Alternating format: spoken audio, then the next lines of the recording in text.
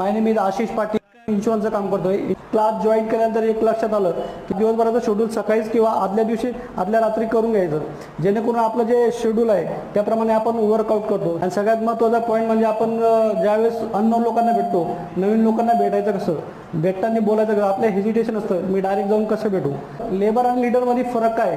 Labour म्हणजे तो फक्त पैशासाठी काम करतो. आज दिवसभरात मी काम केलं, संध्याकाळी मला त्या कामाचे पैसे मिळाले पाहिजे, हा लेबर थॉट आहे. लीडरचं मिशन असतं, मला कुठे जायचं आहे, त्याचं ध्येय असतं, त्याचे गोल असतात. ते गोल अचीव करण्यासाठी तो लीडर काम करत असतो.